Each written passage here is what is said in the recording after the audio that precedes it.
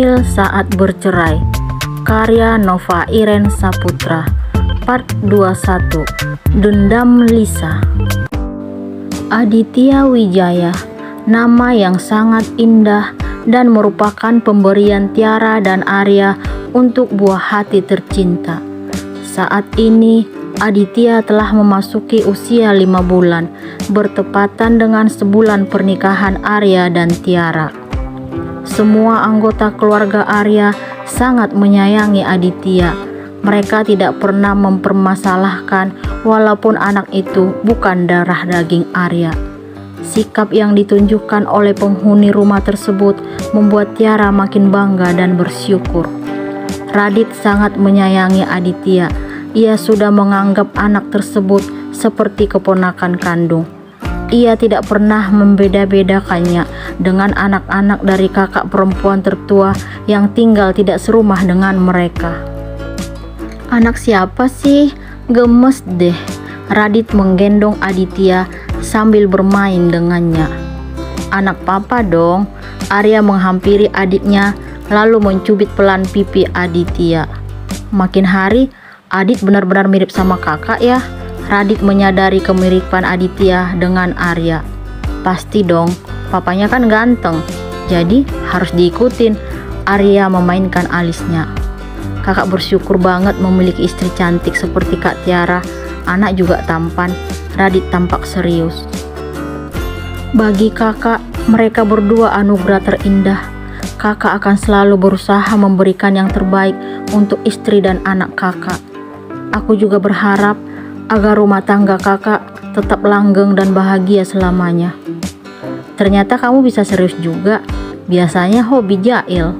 Arya menepuk pundak adiknya. Jail aku sebagai rasa sayang untuk kakak. Cie, rasa sayang nih.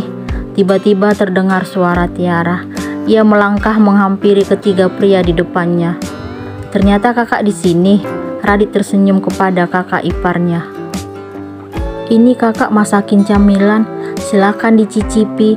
Tiara meletakkan piring berisi bakwan jagung yang sengaja ia masak untuk camilan. Wow, enak nih. Radit langsung memberikan Aditya kepada Arya, lalu ia mulai menikmati bakwan jagung tersebut.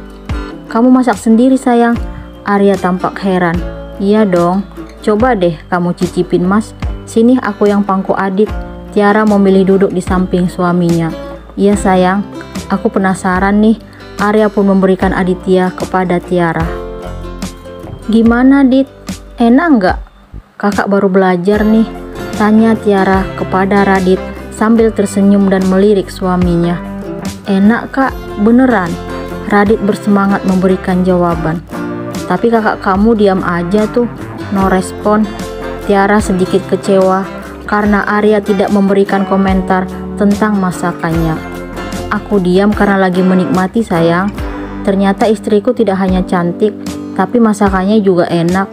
Tiara merasa lega karena sang suami memberikan respon yang menyenangkan hati. Sementara itu di tempat lain, seorang laki-laki sedang bingung memikirkan arti mimpi yang memasuki tidurnya tadi malam. Ia adalah Bayu. Dirinya tidak mengerti dengan apa yang ia alami saat sudah terlelap di ranjang miliknya. Bayu pun meraih ponsel karena ingin menanyakan arti mimpi yang ia rasakan tadi malam. Ia memilih menghubungi wanita yang melahirkan dirinya karena dianggap lebih berpengalaman. Halo nak, ada apa? Terdengar suara sang ibu dari seberang telepon. Halo Mi, aku mau tanya sesuatu nih. Mau tanya apa? Tanya Bu Sandra kepada putranya. Semalam aku mimpi aneh Mi. Mimpi apa? Bu Sandra penasaran. Aku mimpi memangku anak laki-laki yang tampan. Ia tersenyum padaku. Dalam mimpi itu, aku merasa sangat dekat dengannya, seperti memiliki ikatan batin. Bayu akhirnya menceritakan mimpi yang memasuki alam bawah sadarnya tadi malam. Itu pertanda nak. Pertanda apa Mi? Sudah saatnya kamu melanjutkan hidup, memiliki keluarga dan keturunan. Saran Mami untuk kamu, sebaiknya terima saja menikah dengan Siska. Mami yakin dia pasti akan memberimu kebahagiaan. Lupakan Tiara, anggap saja dia bukan jodohmu. Bu Sandra memberikan saran agar Bayu segera menikah dengan wanita pilihan ibunya. Tapi aku bingung, Mi. Kenapa harus bingung? Aku masih mencintai Tiara. Seiring berjalannya waktu, kamu pasti bisa melupakan dia karena sebelumnya kamu juga sudah mencampakkan dirinya. Orang tuanya juga tidak menerima kamu lagi, bahkan mereka sangat membencimu. Tidak ada lagi yang bisa kamu harapkan dari Tiara. Anak juga belum punya. Kamu bebas dan berhak melanjutkan hidup. Bu Sandra memberikan penjelasan kepada putranya agar segera melupakan Tiara. Bayu pun mengakhiri pembicaraan lalu mematikan telepon. Ia berpikir tentang saran yang diberikan oleh ibunya. Ia juga menyadari kalau hidupnya tidak mungkin akan tetap berada di satu titik. Laki-laki itu juga ingin memiliki pendamping hidup dan keturunan yang menjadi penerus dalam keluarga. Dani tampak bahagia bermain bersama putrinya di teras depan rumahnya. Ia sangat bersyukur memiliki sang buah hati yang dianggap membawa rezeki untuk dirinya. Semenjak kehadiran Keisha dalam hidup Dani, bisnis laki-laki tersebut makin berkembang. Ternyata Lisa menyadari kemajuan yang dialami Dani saat ini. Ia merasa menyesal karena telah membuang laki-laki itu demi Bayu, pria yang sudah mencampakkan dirinya. Lisa pun kini sering mengikuti kegiatan Dani dari kejauhan. Saat ini, Lisa sedang menyaksikan kebahagiaan yang terpancar di wajah Dani bersama sang buah hati. Ia memandang kedua orang itu dari pagar rumah milik Dani. Hatinya terasa sakit melihat Keisha yang kini sudah dapat duduk sendiri. Lisa tidak kuasa melihat pemandangan tersebut.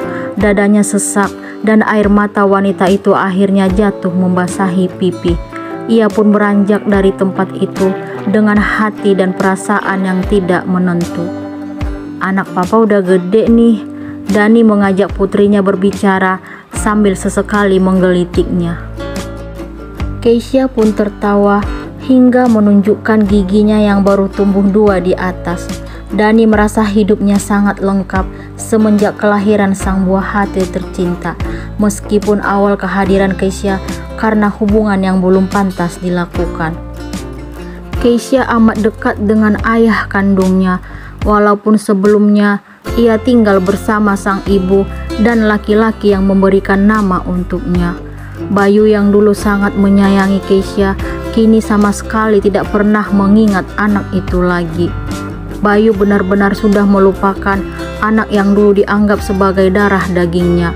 Apalagi saat ini, laki-laki itu sedang sibuk mempersiapkan pernikahan karena ia sudah menyetujui permintaan sang ibu yang ingin melanjutkan hidup bersama wanita lain. Bayangan Keisha hanya akan menjadi kenangan masa lalu untuknya. Bayu tidak pernah lagi mengingat sedikit pun tentang bayi yang dulu sangat ia sayangi. Jangankan Keisha, Aditya yang merupakan anak kandungnya saja tidak pernah ia ketahui. Bayu benar-benar tidak mengingat orang-orang yang pernah dekat dengannya. Itu sudah dapat dipastikan karena hari ini merupakan acara pernikahannya dengan Siska, wanita pilihan sang ibu. Bayu berusaha menghapus bayang-bayang masa lalu yang dulu mengisi hari-harinya. Kini ia memantapkan hati untuk menerima Siska sebagai pendamping hidup yang akan melahirkan keturunan untuk keluarganya. Ternyata Lisa mengetahui pernikahan mantan suaminya. Ia tidak tinggal diam karena merasa dendam kepada laki-laki itu. Lisa tidak terima dengan perlakuan Bayu yang telah mencampakkan dirinya. Oleh karena itu, ia pun menyusun rencana untuk memberikan pelajaran kepada Bayu. Lisa membayar seorang laki-laki yang baru ia kenal untuk melaksanakan apa yang diinginkan oleh wanita itu. Ini bayaran untukmu. Aku ingin pengantin prianya terluka. Kamu berpura-pura saja menjadi tamu. Saat sudah berada di dekatnya, lakukan apa yang sudah kujelaskan padamu. Lisa memberikan amplop coklat yang sudah diisi sejumlah uang untuk laki-laki bayaran tersebut. Baik bos, saya akan lakukan seperti yang bos inginkan. Laki-laki itu pun beranjak lalu menuju acara pernikahan Bayu. Laki-laki tersebut kini sudah berada di pelaminan. Tanpa menunggu lebih lama, ia pun menghujam perut Bayu dengan pisau yang sudah ia persiapkan. Setelah aksi itu berhasil, ia segera berlari meninggalkan acara tersebut. Lisa yang menyaksikan kejadian itu dari kejauhan merasa sangat puas. Ia bangga karena telah berhasil membalaskan dendam yang selama ini ia simpan dalam-dalam. Lisa pun segera pergi dari tempat itu dengan perasaan bahagia. Semua tamu yang menyaksikan acara pernikahan itu sangat heran. Beberapa anggota keluarga langsung memberikan pertolongan dengan segera membawa Bayu menuju rumah sakit. Laki-laki itu mengerang kesakitan hingga akhirnya tidak sadarkan diri.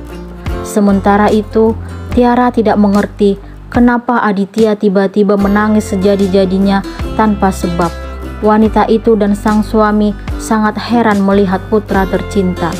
Mereka berusaha menenangkan Aditya, tetapi belum berhasil. "Mas, adik kenapa ya? Aku takut." Tiara tampak panik sambil terus berusaha menenangkan anaknya. "Sini sayang, aku aja yang gendong. Kamu jangan panik." Arya merasa kasihan melihat kepanikan istrinya. Ternyata Pak Wawan dan Bu Widi juga merasa heran melihat anak yang sudah mereka anggap sebagai cucu kandung tersebut. Aditya tidak pernah menangis sekencang ini. Apa yang ditunjukkan Aditya benar-benar membuat anggota keluarga bingung. Mereka tidak tahu bahwa ikatan batin seorang ayah dan anak terasa sangat kuat. Saat ini Aditya dapat merasakan apa yang terjadi terhadap sang ayah yang terbaring di rumah sakit. Bayu sedang bertarung dengan maut karena perbuatan wanita yang dulu menghiasi hari-harinya. Mungkin ini merupakan balasan atas apa yang pernah Bayu lakukan kepada Tiara, wanita yang saat itu sangat mencintai dan menghargai dirinya. "Aku takut, Mi." Siska menyandarkan kepala ke dada ibu mertuanya melihat keadaan Bayu. "Jangan panik ya sayang, Bayu pasti akan baik-baik saja."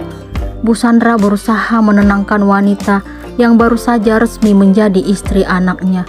Ia berharap agar Bayu segera kembali pulih dan hidup bahagia bersama Siska.